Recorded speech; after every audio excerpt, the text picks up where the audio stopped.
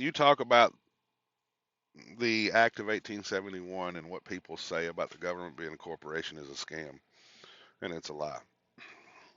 Well, that's only a partial truth.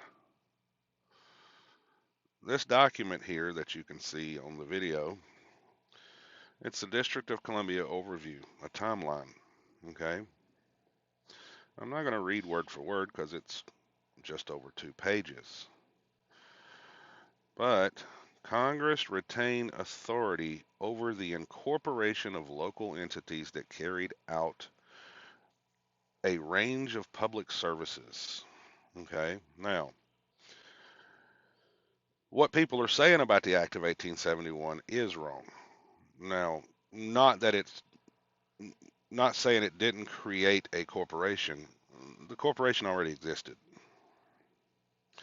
So, historical timeline. The Residence Act of 1790, 1 Stat 130, placed a permanent seat of government of the United States on the Potomac River. Maryland, Virginia, both ceded land, and ceded is a legal term. In other words, there's a contract. They said, here, government, we're going to cede this land to you for government use. Then Congress has to do an acceptance. There's an offer and acceptance. So, in the Capital District, Congress amended the law in 1791 so it could include the town of Alexandria, Virginia, 1 Stat 214. Okay. In 1800, Congress authorized President John Adams to move government offices from the temporary capital of Philadelphia to Stat 55. The federal government relocated to the new district. Okay. Now, 3 cities, 2 counties. In the Organic Act of 1801, 2 Stat 103, Congress formally organized the District of Columbia. It created Washington County east of the Potomac River and Alexandria County on the west side. This was the first corporation they created. In 1802, Congress incorporated a new city of Washington within the district with an elected city council and a presidentially appointed mayor, 2 Stat 195. The 12-person two-chamber council expanded to 18 members in 1804, 2 Stat 254, then was placed in 1812 by an 8-member board of aldermen and 12-person board of common council, 2 Stat 721. The 1812 law was provided for the mayor to be appointed by a joint meeting of the 2 boards. In 1820, the mayor became properly elected, and each ward was assigned 2 aldermen and 3 councilors, 3 Stat 583.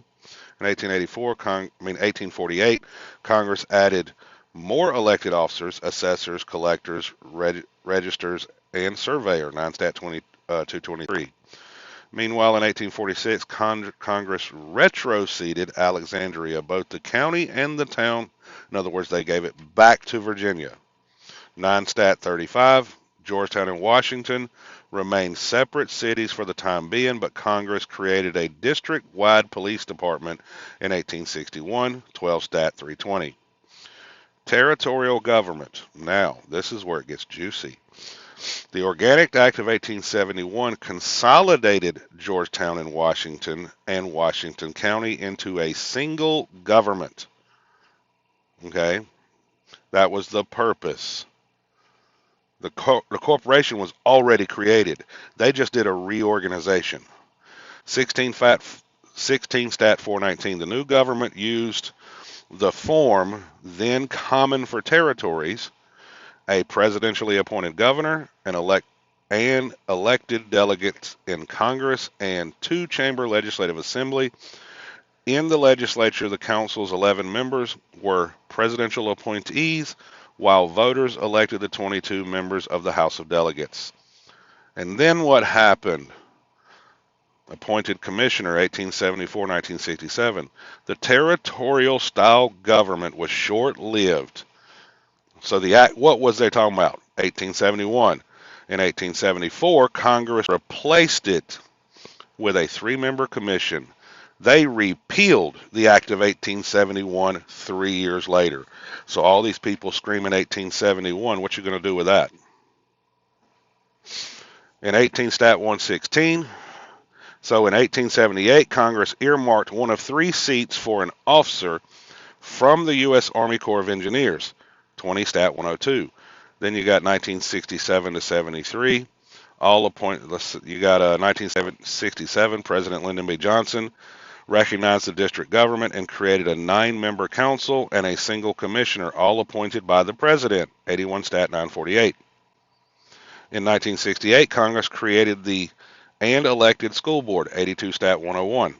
And in 1970, reestablished the position of delegate to the House, 84 Stat 848. Elected mayor and council, 1973 to present. In 1973, Congress enacted the Home Rule Act, 87 Stat 774, creating the government that remains in place today. Okay? In 1995, Congress created a control board, formerly the District of Columbia Financial Responsibility and Management Assistance Authority, to oversee municipal finances and operations, 109 Stat 97. 2 years later, the National Capital Revitalization and Self-Government Improvement Act of 1997 sought to help stabilize the city's fiscal situation, 111 Stat 712. In 1999, Congress cleared the way for the elected government to regain power, 113 Stat 3. The control board suspended its operations in 2001. So when the people are, you are right, in part, 1871 didn't last long. They repealed it in 1874. But does that do away with the corporation? No. The government has the right to create a corporation. And give me a second, I will show you this. Now, this one goes right along with what I read off in the Congressional Research Service. You got to realize Article 1, Section 8, Clause 17 gives them the power to do what they did. Not only that, I mean, you can pause to read this in its entirety. Okay, they have the power to create a municipal corporation. Okay, so they passed the law in 1801, and you can see right here it became incorporated in 1802. Okay, so are they exercising their congressional authority? Yes, they are. They have exclusive authority over that 10-mile square. The Constitution clearly says that. Okay. Congress has authority to create corporations within the District of Columbia as part of its legislative powers. This authority was exercised when Congress created the Pennsylvania Avenue Development Corporation in 1972 to oversee the development of a specific area of Washington, D.C., 36 CFR 910.1. Additionally, Congress has acted as the local legislature for the district. Okay, creating and amending charters for corporations domiciled in the district. The creation of nonprofit corporations and the regulations of insurance companies are considered local actions, and Congress has exercised its local legislative authority in these areas. So any local businesses that, create a business in D.C., yes, Congress delegated the authority to the local municipality to regulate those businesses, but it's only by the authority of the legislature that it's done. Now, where I do agree is that people say it was treason, but they don't read any further, because in 1874 they repealed the District of Columbia Organic Act 3 years later. So what do they do with that? So this is just a rather lengthy video, but a short synopsis, because I could go into greater detail. So, yeah, they can do what they did.